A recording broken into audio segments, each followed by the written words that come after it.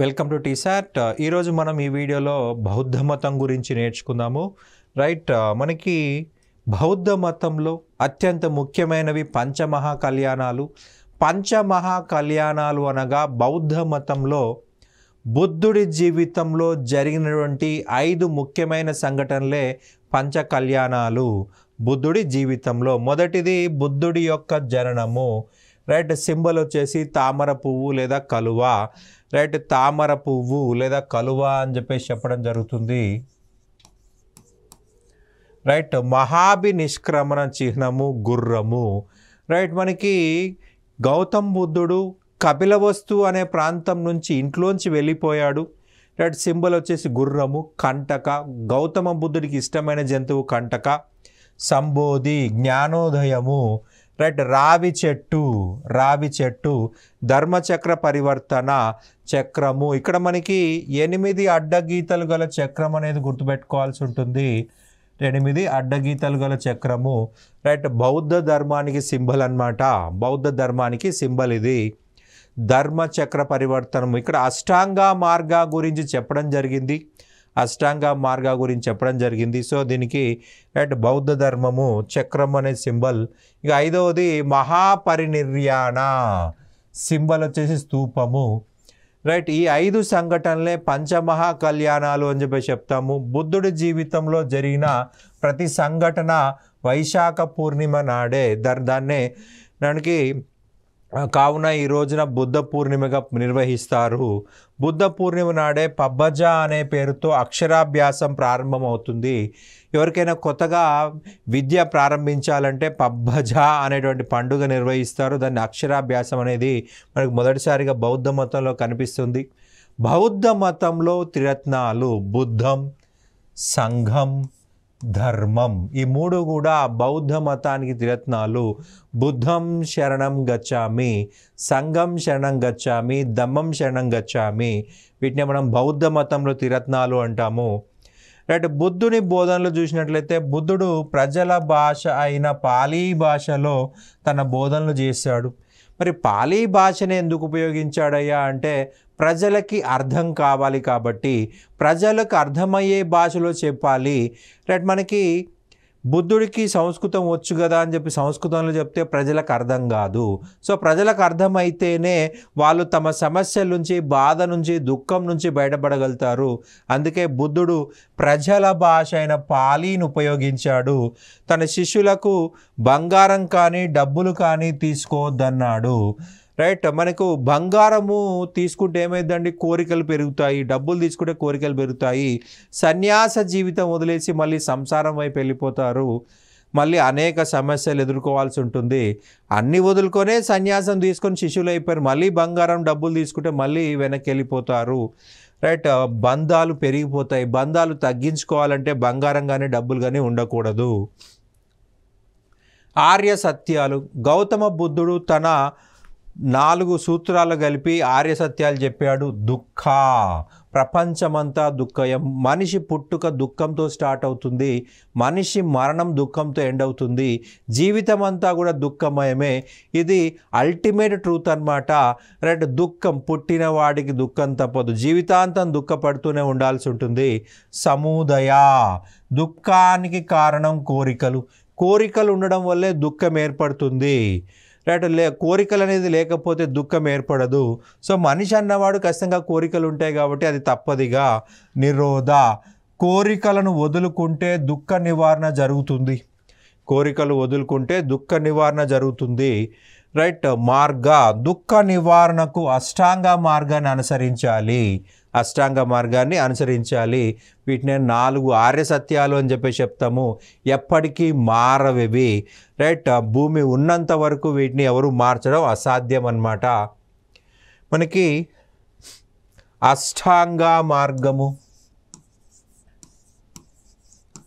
అష్టాంగ మార్గమును గౌతమ్ బుద్ధుడు చెప్పడం జరిగింది. సమ్యక్ క్రియ, ఎప్పుడు మంచి పనులే చేయాలి. సమ్యక్ వాక్కు, ఎప్పుడు మంచిగానే మాట్లాడాలి. సమ్యక్ దృష్టి, సరి అయిన దృష్టి కలిగి ఉండాలి, సరైన లక్ష్యం కలిగి ఉండాలి, సరైన లక్ష్యం కలిగి ఉండాలి, సరైన సమ్యక్ అన్నా సరైన అన్న ఒకటేనండి, సమ్యక్ అన్న సరైన, రైట్, సరైన అవగాహన ఉండాలి, సరైన ప్రయత్నం ఉండాలి, సరైన జీవన విధానం ఉండాలి, సరైన జీవన విధానం ఉండాలి, సరైన ధ్యానము ఉండాలి. రైట్, ఎవరైతే ఈ 8 అవలంబిస్తారో వాళ్ళు బాధ నుంచి, దుఃఖం నుంచి సునాయాసంగా బయటపడతారు. సమ్యక్ క్రియ, సరైన క్రియ, ఎవరైనా మంచి పనులే చేయాలి, మనకు కానీ మన పక్క వాళ్ళకు కానీ ఇబ్బంది కలిగించే పనులు చేయకూడదు. సమ్యక్ వాక్కు, సరైన వాక్కు, సరిగ్గా మాట్లాడడము, సరైన దృష్టి, మంచి దృష్టి కలిగి ఉండాలి, వంకర దృష్టి ఉండకూడదు, చెడు దృష్టి ఉండకూడదు, మంచి లక్ష్యం ఉండాలి. మనకి మన సమాజానికి ఎటువంటి ఇబ్బంది కలిగించని లక్ష్యం ఉండాలి. లక్ష్యం ఉంటే సరిపోదు, దాని తగ్గట్టు అవగాహన ఉండాలి. ఏ యొక్క ఫర్ ఎగ్జాంపుల్ మనము గ్రూప్ 2 ఆఫీసర్ కావాలనుకుంటే దాని యొక్క లక్ష్యం ఏంటి, మనం ఏం చేయాలి, అంటే ఎటువంటి విధానం పాటించాలి, అవగాహన అనేది ఉండాలి. ఎంతసేపు చదవాలి, ఏ బుక్స్ చదవాలి, ఏం చదవకూడదు. ప్రయత్నం, మనము గాల్లో దీపం పెట్టి దేవుడు అంటే మనకు ఉద్యోగం రాదు, ఆ దీపాన్ని కాపాడుకోవాలి. అంటే గ్రూప్ 2 అనే ఉద్యోగాన్ని ఎగ్జామ్ రాస్తూడానికి కోసము మనం ప్రయత్నం చేయాలి. ప్రయత్నం చేయకుండా ఏది రాదు. జీవన విధానం, సరి అయిన జీవనం, నీకు కానీ నీ సమాజానికి కానీ ఇబ్బంది కలిగించే జీవన విధానం ఉండకూడదు. రైట్, చివరిగా సరైన ధ్యానము, సమ్యక్ ధ్యానము. సమ్యక్ అంటే సరైన అని అర్థం తెలుగులో. రైట్, ధ్యానము, మెడిటేషన్ అనేది మనసుకి, రైట్, శరీరానికి ప్రాధాన్యత ఇస్తుంది. ఈ 8 ఫాలో అయిన వాళ్ళు బాధ, దుఃఖం నుంచి బయటపడతారు. రైట్, ప్రపంచానికి వాస్తు సిద్ధాంతాన్ని ప్రవేశపెట్టింది బౌద్ధ మతస్థులు. మనకి మహాపరినిబ్బావ సుత్తాలో వాస్తు గురించి కలదు. మహాపరినిబ్బావ సుత్తాలో వాస్తు గురించి ఉంది.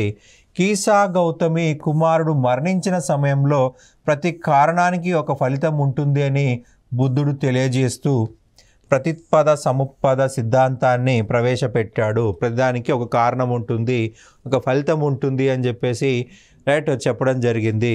బౌద్ధ మత ప్రచారానికి 4 సమావేశాలు జరిగాయండి. 4 సమావేశాలు జరిగాయి. మొదటి సమావేశం చూసినట్లయితే ఇందులో త్రిపీఠకాలులోని సుత్త మరియు వినయ పీఠికలు రాయబడ్డాయి. రైట్, సుత్తా పీఠిక చూసినట్లయితే దీన్ని ఆనందుడు రాయడం జరిగింది. వినయ పీఠిక చూసినట్లయితే ఉపాలి రాయడం జరిగింది. సుత్తా పీఠికలో బుద్ధుడి యొక్క బోధనలు, వినయ పీఠికలో రైట్ ఈ యొక్క బౌద్ధ సన్యాసుల యొక్క వివిధ అంశాల గురించి చర్చించడం జరిగిందనమాట. రైట్, రెండవ బౌద్ధ సమావేశంలో బౌద్ధ మతం 2గా విడిపోయింది. వజ్జీ సన్యాసులకి అవంతి సన్యాసుల మధ్య విభేదాలు తారాస్థాయిలోకి వెళ్ళిపోయాయి. అయితే ఈ సన్యాసుల మధ్య గొడవలు క్లియర్ చేయలేకపోయారు. రైట్, బౌద్ధ మతం 2 శాఖలుగా విడిపోయింది. వజ్జీ సన్యాసులు మహాసాంఘికులు అయిపోయారు. అవంతి సన్యాసులు తేరవాదులుగా విడిపోయారు. తేరవాదులకే మరి ఒక పేరు స్థావిరవాదులు. స్థావిరవాదులు అని చెప్పాల్సి ఉంటుంది. ఇలా 2 రకాలుగా విడిపోవడం జరిగింది. మహాసాంఘికులు రైట్ తేరవాదులుగా 2గా విడిపోవడం జరిగింది 2వ బౌద్ధ సమావేశంలో. రైట్, 3వ సమావేశం చూసినట్లయితే ఈ 3వ సమావేశం మౌర్య అశోకుడి ఆధ్వర్యంలో నిర్వహించబడింది. రైట్, బౌద్ధ మత ప్రచారానికి చాలా ప్రాధాన్యత ఇచ్చాడు అశోకుడు. సొంతంగా తన పిల్లలనే వివిధ ప్రాంతాలకు పంపించాడు. అశోకుడు తన కుమార్తె అయినటువంటి చారుమతిని నేపాల్ పంపించాడు. రైట్, అలాగే బౌద్ధ మత ప్రచారానికి తన అలాగే కుమార్తెని రైట్ కుమార్తె సంఘమిత్ర, కొడుకు మహేంద్ర వీళ్ళిద్దరినీ కూడా శ్రీలంకకు పంపించాడు బౌద్ధ మత ప్రచారం కోసము. రైట్. అలాగే బౌద్ధ మత ప్రచారం కోసం రాజకుటుంబీకులైన సోనా మరియు ఉత్తరలను మయన్మార్ లేదా బర్మాకి పంపాడు. త్రిపీఠకాలలో 3వ పీఠిక అభిధమ్మా పీఠిక రాయబడింది.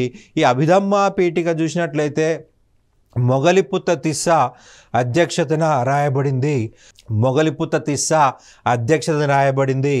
4వ సమావేశం అధ్యక్షుడు వసుమిత్ర, ఉపాధ్యక్షుడు అశ్వఘోష. 4వ సమావేశంలో ముఖ్య లక్ష్యం వచ్చేసి దాదాపుగా బౌద్ధ మతం 18 శాఖలుగా ఏర్పడింది. ఈ 18 శాఖలను 2 శాఖలుగా, ఇక్కడ యాక్చువల్గా అయితే ఒక శాఖగా ఏర్పాటు చేయాలనుకున్నారు, కానీ 2 శాఖలు ఏర్పడ్డాయి. 18 శాఖలను ఒక శాఖగా చేయాలనుకున్నారు, కానీ 2 శాఖలు ఏర్పడ్డాయి. మహాయాన బౌద్ధ మతం, హీనయాన బౌద్ధ మతం. రైట్. 18 శాఖలను ఒకటి చేయడం వాళ్ళ లక్ష్యము, కానీ ఏం జరిగింది? 2 అయినవి. రైట్. మహాయాన బౌద్ధ మతం, హీనయాన బౌద్ధ మతం. ఇక మొదట మనం మహాయాన బౌద్ధ మతం గురించి చూద్దాము. ఆచార్య నాగార్జునుడు మహాయాన బౌద్ధ మతాన్ని తర్వాత కాలంలో చాలా గొప్పగా అభివృద్ధి చేశాడు. వీళ్ళు గౌతమ బుద్ధుడి బోధనలకి కొద్దిగా పక్కకు జరిగారనే చెప్పాల్సి ఉంటుంది. మహాయానులు సంస్కృత భాషను ఉపయోగించారు, పాలీ భాషని నిర్లక్ష్యం చేశారు. ప్రజల భాష పాలీ, పండితుల భాష సంస్కృతము. మరి ప్రజలకు అర్థం కాకపోతే ప్రజలు దూరం జరుగుతారు కదా, దూరం జరుగుతారు. రైట్. వీళ్ళు ఏం చేశారంటే మహాయానులు గౌతమ బుద్ధుని దేవునిగా పూజించారు. గౌతమ బుద్ధుని విగ్రహ రూపంలో పూజించారు. రైట్. ప్రజలని అట్రాక్ట్ చేసుకోవడం కోసము విగ్రహాలను మహాయాన బౌద్ధ మతంలో ప్రవేశపెట్టారు. ప్రపంచంలో విగ్రహ రూపంలో పూజించబడినటువంటి తొలి వ్యక్తి గౌతమ బుద్ధుడు. అతని కంటే ముందు ఎవరు కూడా విగ్రహ రూపంలో పూజించబడలేదు. మనము వేదాల కాలంలో చెప్పుకున్నాం, యజ్ఞయాగాలు ఉన్నాయి అంతే. మతం అంతా కూడా యజ్ఞయాగాల చుట్టే తిరుగుతుంది, విగ్రహాలు లేవు, దేవాలయాలు లేవన్నాము.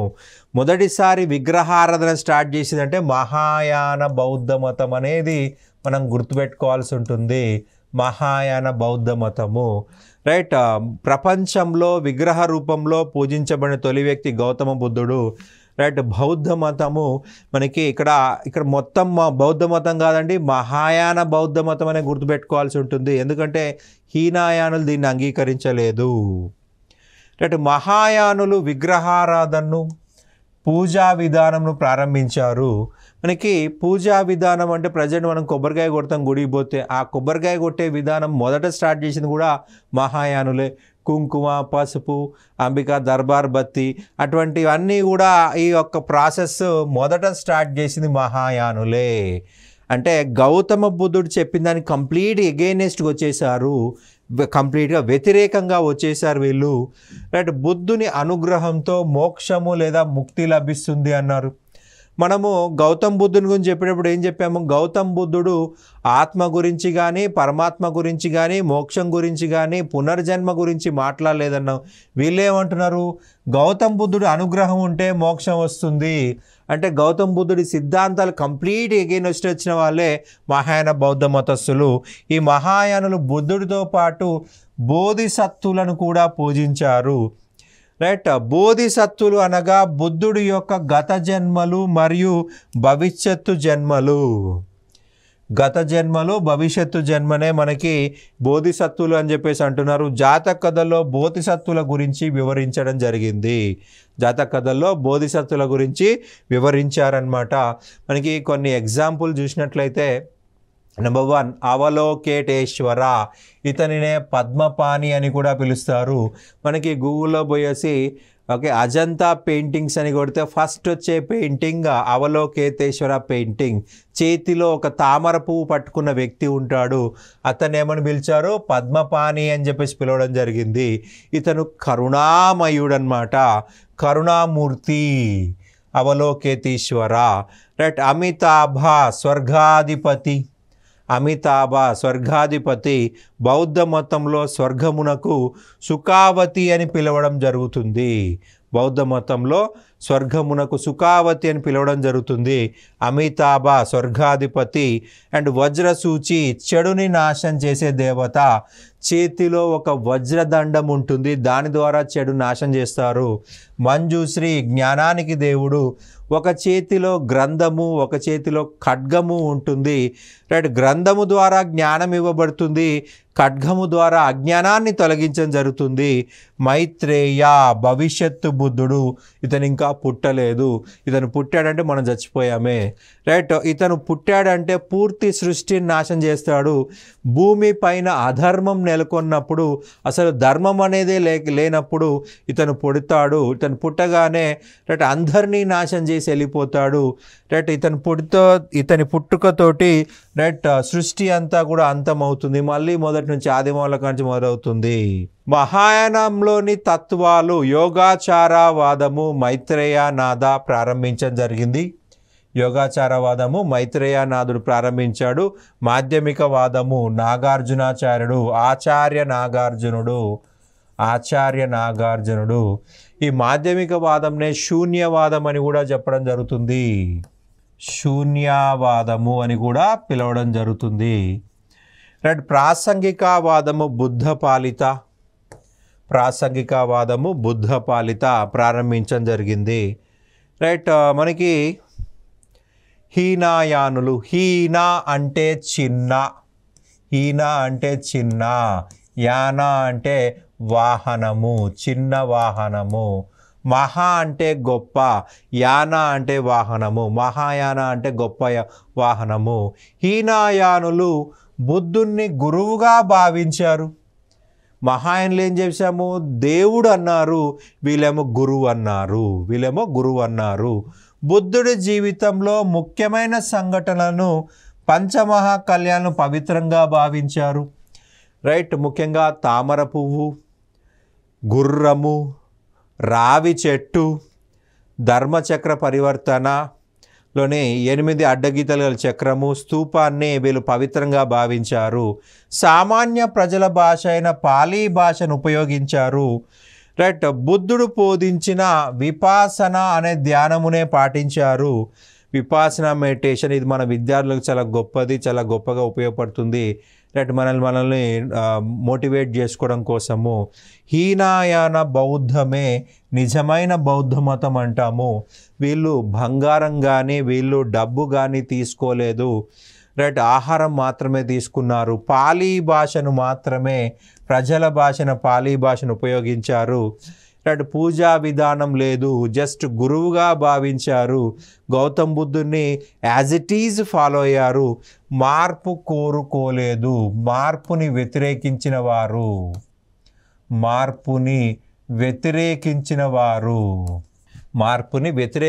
వారు హీనాయానులు. మార్పుని అంగీకరించిన వాళ్ళు మహాయానులు. ఇక బౌద్ధ సంఘంలో చేరుటకు అర్హతలు. ఎవరు చేరాలి, ఎవరు చేరకూడదు. రైట్, మనకి గౌతమ బుద్ధుడు ఒకసారి రైట్ కపిలవస్తుకి వెళ్ళడం జరిగింది. కపిలవస్తులో శుద్ధోదన మహారాజును కలిశాడు. శుద్ధోదన మహారాజు వచ్చేసి అతనేమో గౌతమ బుద్ధుణ్ణి గొప్ప చక్రవర్తి చేయాలనుకున్నాడు, కానీ ఇతనేమో సన్యాసి అయిపోయాడు. సో అతని బాధ వర్ణాతీతము. సో అతను ఒక ఒట్టు తీసుకోవడం జరిగింది, ఒక మాట తీసుకోవడం జరిగింది. ఏంటిదంటే తల్లిదండ్రుల అనుమతి లేకుండా ఎవరిని కూడా బౌద్ధ సంఘంలో చేర్చుకోకూడదని మనకి ఒక ఒట్టు తీసుకోవడం జరిగింది. ఎందుకంటే తను పడుతున్న బాధ ఏ తల్లిదండ్రులకి ఉండకూడదు అనేది అతని ఉద్దేశము. రైట్, అతను మనకి శుద్ధోదన మహారాజు అనుమతి తీసుకోకుండా వెళ్ళిపోయాడు గౌతమ బుద్ధుడు. రైట్, తల్లిదండ్రుల అనుమతి లేకుండా ఎవరిని బౌద్ధ సంఘంలో చేర్చుకోకూడదని ఒక కండిషన్ పెట్టాడు. ఆ కండిషన్ని గౌతమ బుద్ధుడు యాక్సెప్ట్ చేశాడు. గర్భిణీ మహిళలు చేరరాదు. ఎందుకు అంటే వీళ్ళు ఉపవాసాలు చేస్తారు. మరి ఉపవాసాలు చేసినప్పుడు గర్భిణీ మహిళ ఎలా ఉపవాసం చేస్తుంది? చేయకూడదు. సో కడుపులోని బిడ్డకి అనారోగ్య పరిస్థితులు ఏర్పడతాయి. కాబట్టి వీళ్ళు చేరకూడదు. మనకి వీళ్ళు అడవుల్లో ఉంటారు సన్యాసులు, లేదా కొండ గుహల్లో ఉంటారు సన్యాసులు. ఈ గర్భిణీ మహిళలకు రెగ్యులర్గా మెడిసిన్స్ అవసరం, రెగ్యులర్గా రైట్ అన్ని అవసరాలు ఉంటాయి. సో మనకి ప్రజలకి దగ్గరగా నివసించాలి అంటే కుదరదు. సో ఈ గర్భిణీ మహిళలు చేరకూడదు. చిన్న పిల్లలున్న మహిళలు చేరరాదు. మనకి 1 సంవత్సరం లేదా 2 సంవత్సరాల వయసున్న పిల్లలు, తమ పని తాము చేసుకోలేని పిల్లలు ఉన్నప్పుడు ఆ మహిళలు వాళ్ళని కాపాడాలి. సో వాళ్ళని కాపాడకుండా వచ్చి సంఘంలో చేరితే వాళ్ళు అన్యాయం అయిపోతారు. సో అందుకే గౌతమ బుద్ధుడు వీళ్ళని కూడా చేరకుండా చేశాడు. అంటే వీళ్ళు పిల్లలు పెద్ద అయిన తర్వాత జాయిన్ అవ్వచ్చు. ఈ మహిళలు పిల్లలు పెద్ద అయిన తర్వాత జాయిన్ అవ్వచ్చు. గర్భిణులు కూడా వాళ్ళ పిల్లలు జన్మనిచ్చిన తర్వాత పెద్ద అయిన తర్వాత జాయిన్ అవ్వచ్చు. కుష్టు వ్యాధిగ్రస్తులకు రోగం నయం అయ్యే వరకు చేరకూడదు. ఎందుకంటే ఆ రోగం వేరే వాళ్ళకు అంటుకోవచ్చు, లేదా అతనికి మెడిసిన్స్ సరిగా, మనకి సన్యాసులు ఎక్కడుంటారు, అడవుల్లో ఉంటారు లేదా కొండ గుహల్లో ఉంటారు. మరి సన్యాసులకు రెగ్యులర్ మెడిసిన్స్ కావాలి, అవి అందవు. అందుకే ప్రజల మధ్య ఉండాలి అంటారు. రైట్. సో ఈ రోగం నయం అయ్యే వరకు చేరకూడదు. రోగం నయమైన తర్వాత చేరొచ్చు, ముందు కుదరదు. బానిసలు తమ యజమాని అనుమతి అనంతరం మాత్రమే చేరాలి. బానిసలు తమ యజమాని అనుమతి అనంతరమే చేరాలి. రైట్. అప్పులు తీసుకున్న వారు ఆ అప్పులు తీర్చిన తర్వాత లేదా అప్పు ఇచ్చిన వ్యక్తి ఇచ్చిన వడ్డీ వ్యాపారి అనుమతితో మాత్రమే చేరాలి. అప్పులు తీసుకున్నవారు అప్పులు తీర్చిన తర్వాత లేదా అప్పు ఇచ్చిన వడ్డీ వ్యాపారి అనుమతితో మాత్రమే చేరాలి.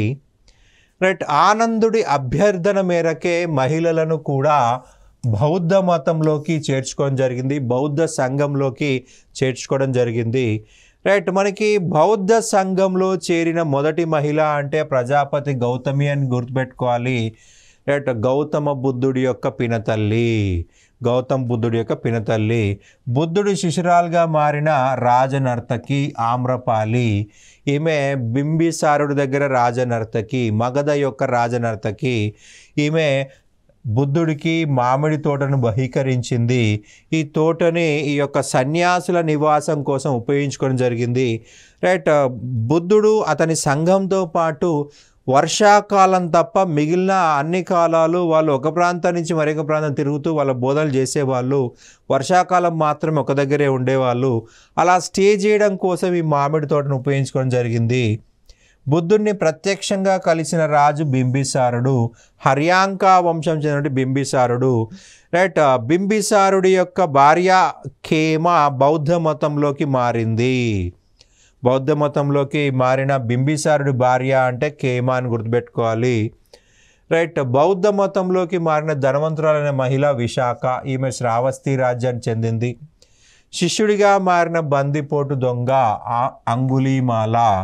ఈ అంగుళీమాలుడు అనేవాడు ఒక బ్రాహ్మణ పిల్లవాడు. ఇతను గురుకులంలో ఒక గొప్ప గురువు దగ్గర విద్య నేర్చుకుంటా ఉన్నాడు. సో ఆల్మోస్ట్ ఇతని విద్య పూర్తయిపోయింది. ఒకరోజు గురువు యొక్క వైఫ్ ఆమెకు డౌట్ వస్తే అడుగుదామంటే గురువు దగ్గరలో లేడు. సో ఈ యొక్క అంగుళీమాలుని అడగడం జరిగింది. సో అడిగితే చాలా చక్కగా దాన్ని విశ్లేషించడం జరిగింది, చాలా చక్కగా ఎక్స్ప్లెయిన్ చేయడం జరిగింది. అది దూరం నుంచి విన్న గురువు ఆశ్చర్యం పొందాడు, అసూయ పొందాడు. రైట్. ఇతను గనక గురువు అయితే నన్నెవరూ పట్టించుకోరు, ఇతను అయితే గురువు అయినట్లయితే నన్నెవరూ పట్టించుకోరు, నాకెవరు విద్యార్థులు రారు అని చెప్పేసి అసూయతోటి అతన్ని పనిష్ చేయాలనుకున్నాడు, శిక్షించాలనుకున్నాడు. రైట్. అంగుళీమాలుని పిలిచి, బాబు నీ విద్య పూర్తయిపోయింది, సో నాకు గురుదక్షిణ చెల్లించు, సో దాంతో నీ విద్య పూర్తయినట్లు అవుతుందంటే, సరే గురువు గారు ఏం కావాలి అని అడిగితే నాకు 1000 అంగుళాలు కావాలి అన్నాడు, థమ్స్ కావాలి అన్నాడు. సరే అని చెప్పేసి అతను అడవికి వెళ్ళాడు. అడవికి వెళ్ళిపోయి ఎవరు వస్తే వాళ్ళని చంపేసి బొటనవేలు కట్ చేసి వాటిని ముడిగట్టేసి మాలగా వేసుకున్నాడు. సో అంగుళాలను మాలగా వేసుకున్నాడు కాబట్టి అంగుళీమాలని పేరు వచ్చింది. అయితే సొంత తల్లి అడవికి వచ్చినా ఆమెను చంపేసి ఆమె నుంచి యొక్క అంగుళాలను సేకరించాడు, థమ్స్ సేకరించాడు. ఒకరోజు గౌతమ బుద్ధుడు అటుగా వెళ్తుంటే గౌతమ బుద్ధుని కూడా చంపే ప్రయత్నం చేశాడు. కానీ గౌతమ బుద్ధుడు తన మాటల ద్వారా అతనిలో మార్పుకి కారణమయ్యాడు. సో ఆ యొక్క గౌతమ బుద్ధుడి బోధనలు విని ఆ యొక్క మార్గాన్ని వదిలేసి పూర్తిగా సన్యాసిగా మారిపోయాడు. రైట్. ఆ బందిపోటు దొంగ కాస్త అంగుళీమాలగా మారిపోయాడు. శిష్యుడిగా మారిన మంగలి ఉపాలి. రైట్.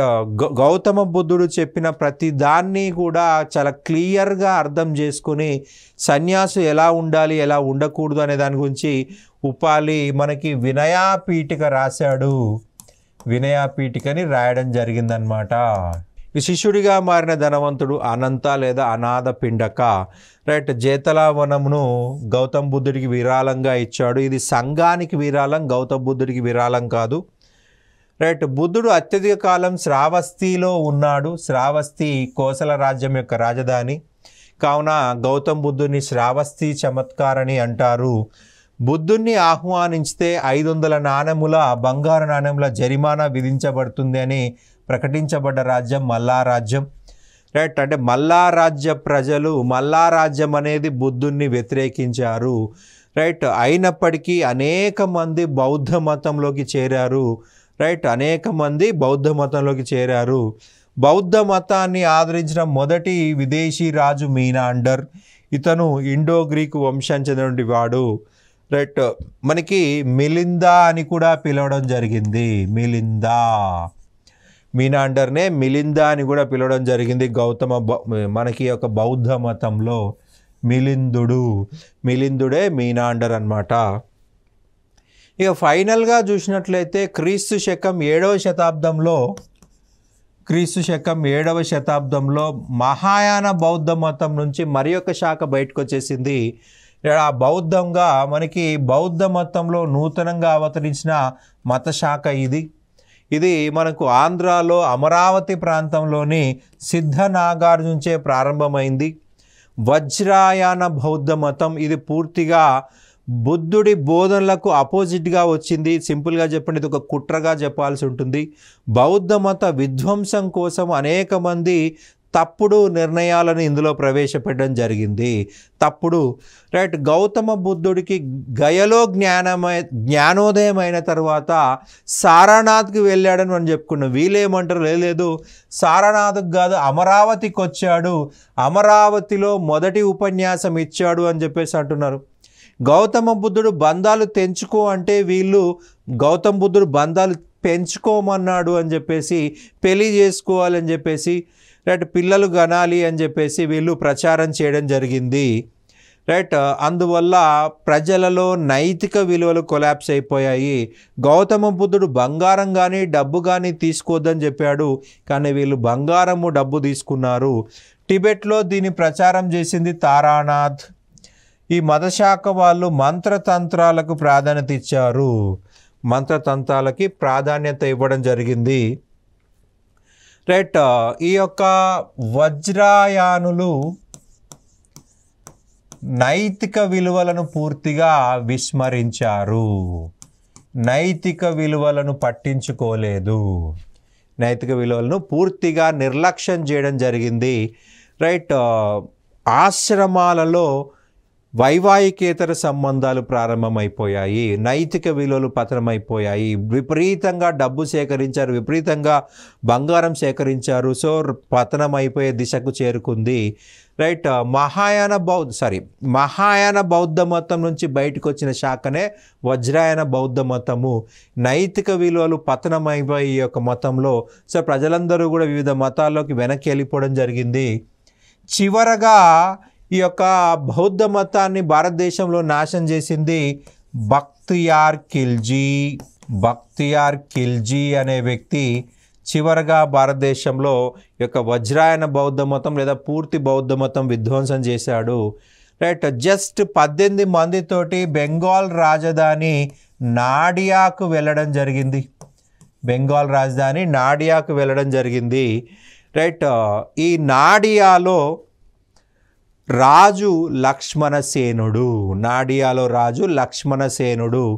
రైట్. ఈ లక్ష్మణసేనుడు భయంతో యుద్ధం చేయకుండానే పారిపోయాడు. ఈ విషయం తెలిసి 18 మందితో పూర్తి బెంగాల్ని ఆక్రమించుకున్నాడు. అయితే బెంగాల్ రాజ్యంలో డబ్బు ఎక్కడుందయ్యా అంటే వజ్రాయాన ఆశ్రమాలలో. సో వజ్రాయాన ఆశ్రమాలపై దాడులు మొదలుపెట్టాడు. నలంద, జగదిల్లా, విక్రమశిల, ఉద్దంతపురి, సోంపుర వంటి ఆశ్రమాలను అలాగే విశ్వవిద్యాలయాలను విధ్వంసం చేశాడు. అనేక మంది ఇక్కడి నుంచి పక్కన ఉన్న టిబెట్కి, నేపాల్కి మరియు భూటాన్ దేశాలకు పారిపోవడం జరిగింది. రైట్, కొద్దిమంది ఇస్లాంలో కన్వర్ట్ అయ్యారు, కొంతమందిని చంపేశాడు. అనేక బౌద్ధ గ్రంథాలను తగలబెట్టేశాడు బక్తియార్ ఖిల్జీ. నలంద విశ్వవిద్యాలయాన్ని తగలబెడితే ఆ లైబ్రరీలోని మంట ఆరడానికే 6 నెలలు పట్టింది. ఆ లైబ్రరీలోని మంట ఆడడానికే 6 నెలలు పట్టింది. భారతదేశంలో బౌద్ధ మతాన్ని చివరగా ధ్వంసం చేసిన వ్యక్తి బక్తియార్ ఖిల్జీ. ఇతను మహమ్మద్ గోరీ యొక్క బానిస. రైట్, మనకి అజీవక మతం చాలా చిన్న మతం అండి. రైట్, మనకి రీసెంట్ గ్రూప్ 1లో అజీవక మత సిద్ధాంతం పైన ఎగ్జామ్లో అడగడం జరిగింది. రైట్, అజీవక మత స్థాపకుడు మక్కాలిపుత్త గోశాల. ఇతను వర్ధమానుడికి సమకాలీనుడు, వర్ధమానుడి యొక్క స్నేహితుడు అని చెప్పుకోవచ్చు. వర్ధమాన మహావీరుడు మక్కాలిపుత్త గోశాల రైట్ 6 సంవత్సరాలు కలిసి తిరిగారు. రైట్, వీళ్ళ మత సిద్ధాంతము నియతి. మనకు నియతి సిద్ధాంతం ఏ మతానికి సంబంధించి అని చెప్పేసి అడగడం జరిగింది. అజీవక మతము. నియతి అనగా అన్నీ ముందుగానే నిర్ణయించబడతాయి, అన్నీ ముందుగానే నిర్ణయించబడతాయి. మౌర్య చక్రవర్తి అయిన బిందుసారుడు ఈ మతాన్ని అనుసరించాడు. రైట్, చార్వక మతం. ఈ యొక్క క్రీస్తు పూర్వం 6వ శతాబ్దంలో ఏర్పడినటువంటి మరి యొక్క మతం చార్వక మతం. చార్వక మతమును చార్వకునుడు లేదా బృహస్పతి, రైట్, బృహస్పతినే చార్వణకుడు అని కూడా అంటారు. ఈ మతాన్నే లోకాయుత మతం అని కూడా అంటారు. అజితకేశ కంబలిన్ అనే వ్యక్తి చార్వక మతాన్ని అభివృద్ధి చేశాడు. మానవ జీవితం అనేది సుఖ సంతోషాలతో ఉండాలని, దుఃఖానికి అవకాశం ఇవ్వకూడదని ఈ మతం తెలియజేస్తుంది. రైట్, మానవుడు ఆత్మ మరణాంతరం ప్రకృతిలో కలిసిపోతుందని ఈ మతస్థుల విశ్వాసము. రైట్, పంచేంద్రియ సిద్ధాంతమును మొదట ప్రచారం చేసింది చార్వక మతమే. చార్వక మతము 2 సిద్ధాంతాలపై నిర్మించబడింది, నాస్తికవాదము, భౌతికవాదము. రైట్, నాస్తికవాదం అంటే మనకి దేవుడు లేడు. భౌతికవాదం అంటే కంటికి కనిపించింది, అనుభూతి చెందింది మాత్రమే నిజము. మనకి కంటికి కనిపించాలి లేదా అనుభూతి చెందాలి, అది మాత్రం నిజము. చార్వక మత గ్రంథాలు బృహస్పతి సూత్రాలు అని చెప్పేసి చూడాల్సి ఉంటుంది. అండ్ పురాణ కశ్యపుడు, వర్ధమాన మహావీర మరియు గౌతమ్ బుద్ధునికి సమకాలీనంగా తత్వశాస్త్రాన్ని ప్రచారం చేసి నాస్తికవాదమునకు ప్రాధాన్యత ఇచ్చాడు. పురాణ కశ్యపుడు, వర్ధమాన మహావీర మరియు గౌతమ్ బుద్ధునికి సమకాలీనంగా తత్వశాస్త్రమును మరియు నాస్తికవాదంకు ప్రాధాన్యత ఇచ్చాడు. వకుడా కాత్యాయన వర్ధమాన మహావీర మరియు గౌతమ్ బుద్ధునికి సమకాలీనంగా తత్వశాస్త్రం ప్రచారం చేశాడు. భూమి, నీరు, అగ్ని, గాలి, ఆనందం, బాధ మరియు ఆత్మ అనే 7 శాశ్వతమైన అంశాలతో ప్రతిదీ నిర్మితమైనది పరమాణువాదాన్ని విశ్వసించిన అనువాది వకుడా కాత్యాయన. రైట్, ఇదండి మనకి బౌద్ధ మతం యొక్క పార్ట్ 2 అండ్ దాంట్లో చిన్న టాపిక్స్ యాడ్ చేసాము. Right, thank you.